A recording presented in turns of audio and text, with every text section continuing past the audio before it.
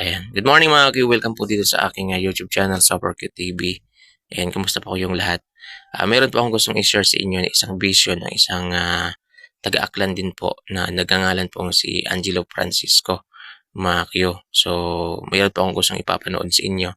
Ito po is ituring po nating opinion po ng isang simpleng individual. Ayan na si Sir Angelo Francisco. So, dito nga po sa caption, mababasa natin, "Please, tigilan na lahat ng haka-haka at pagdadamay dahil di ordinary ang pagkawala ni Joros Flores. Warning, ang video na ito ay naglalaman ng impormasyon patungkol sa batang nawawala at nalunod 13 days na ang nakalipas sa Aklan River. Hindi ordinary na pagkawala ng bata. Nakita ko sa paulit-ulit kong panaginip. Maawa na lang kayo sa pamilya niya imbis na mag-away-away sa comment section. Manalangin po tayo para makatulong, hindi para mag-calculate ng mga bagay-bagay na mali. Sorry na agad kung bakit ginawa ko ang video na ito. Pati ako, di na rin makatulog sa mga nakikita ko sa vision ko." So ito mga Q, panoorin ninyo ang sinabi dito ni Sir Angelo Francisco, mga Q. Good morning mga kapatid, no? Kapayapaan ng Panginoong Jesucristo ay sumatin ng lahat. Sa patuloy niyo yung pag-update sa akin kung nakikita na si Joros Flores. Wala pa akong idea pa sa ngayon, pero ayaw ko lang din magsalita noon pa kasi ayaw ko din nababash ng kapwa ka-aklanon. Unang-una, hindi rin ako manggagamot at hindi ako nakikialam sa mundo ng mga espiritu. Pero sa pangatlong araw ng pagkawala ng batang yan, minabuti kong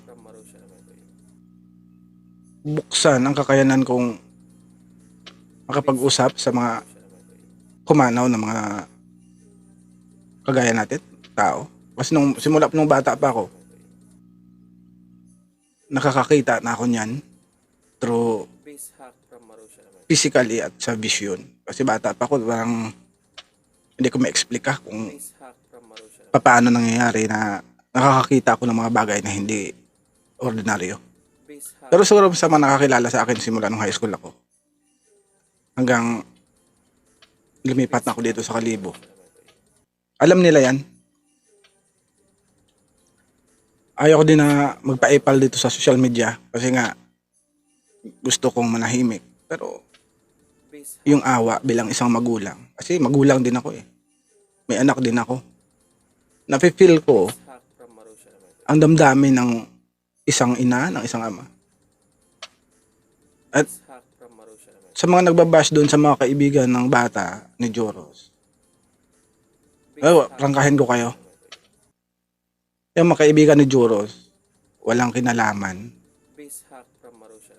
at walang foul play na sinasabi nyo na puro foul play, puro imbestigahan. Walang ganun. Sa day 5 na yon, sa day 5, gusto ko na lang sana manahimik talaga, pero ito, sasabihin ko sa inyo totoo. Day 5 na naginip ako. Siya pa naginip. Pinakita sa akin through vision. Si Joros ay nalunod talaga. Nalunod talaga. So yung day, pero may una pa niyan, yung unang paghahanap. Yung unang paghahanap doon, nagpakita na sa akin yun na yung bata inaligo. Silang magbarkada naligo. At itong batang na ito, dahil nakausap ko siya through vision, spirit to spirit, na nahulog siya. At nahigop siya doon sa tinalunan niya ng tubig. Nahigop siya doon sa isang ipo-ipo. At napunta siya doon sa ilalim. Now ngayon ang batang ito, wala na. Decay na siya. At mapatagpuan, ito, hindi ko mag-granted ito na 100% ito Pero yung espiritu niya nandun nakakulong sa ilalim ng bato na yun. At may something na may babae na habang nalulunod siya, nakatingin sa kanya doon. At ang paniniwala ko, kasi mukha ng babae, walang figure eh. Nakikita ko yung babae, parang may power. Hindi ko ma-identify kung anong klase siya, pero naaamoy ko siya sa panaginip ko na isa siyang masamang spirit. Ngayon, hindi ko alam kung mababash ako nito, pero pwede niyo akong i-bash kung gusto niyo, bahala kayo. Wala naman ako, naawala ako sa magulang. May mga bilin si Juros sa nanay na at tatay niya na sobrang miss na daw niya. Lagi siyang umiiyak. At dito habilin niya sa mga kaibigan niya, kahit kailan, hindi doon daw siya makakasama. Ako nasaktan ako dito kasi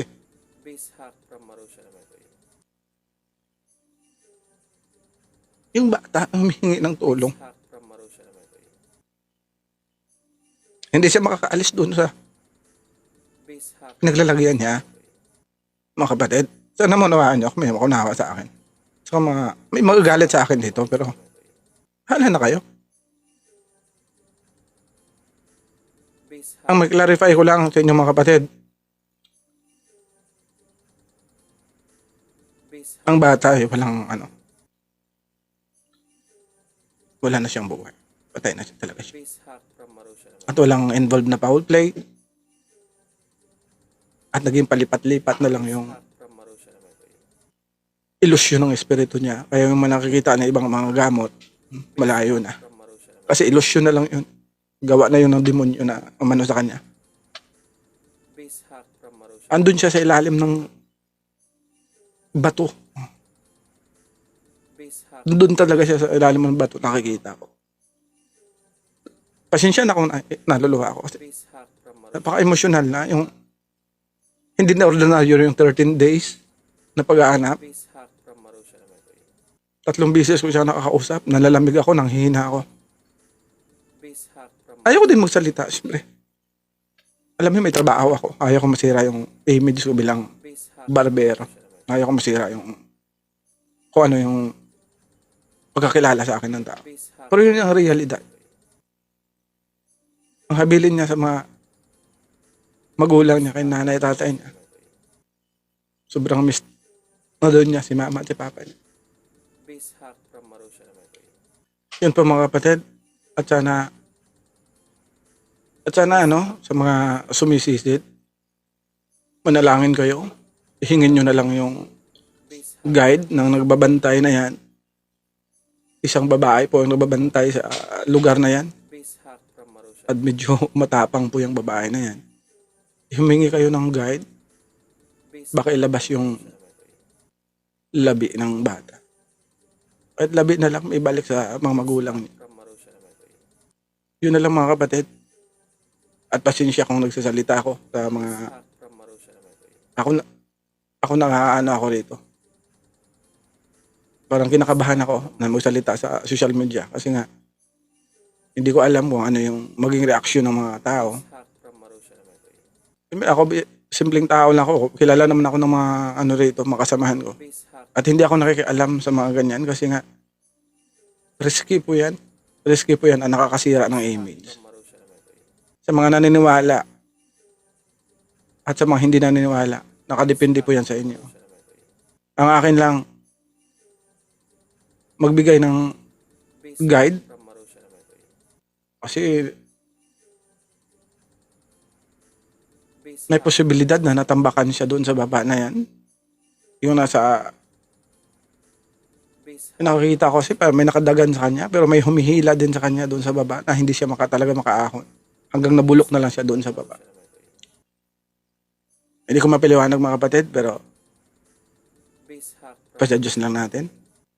Alam naman natin na mayroong mag-iisang makapangyarihan sa taas na pwedeng mag-guide para makuha yung bata.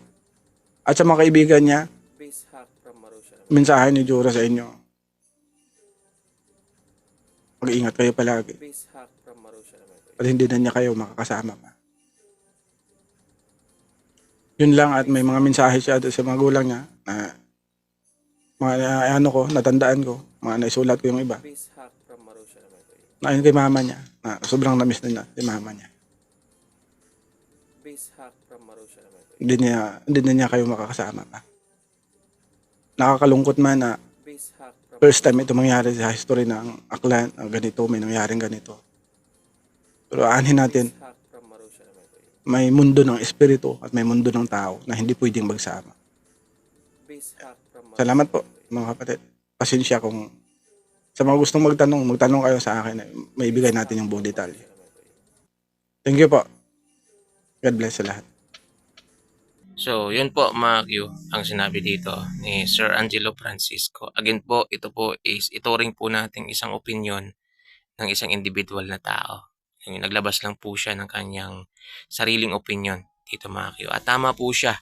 Ayan, tigilan na po natin yung mga haka-haka, yung mga sabi-sabi na hindi naman talaga totoo.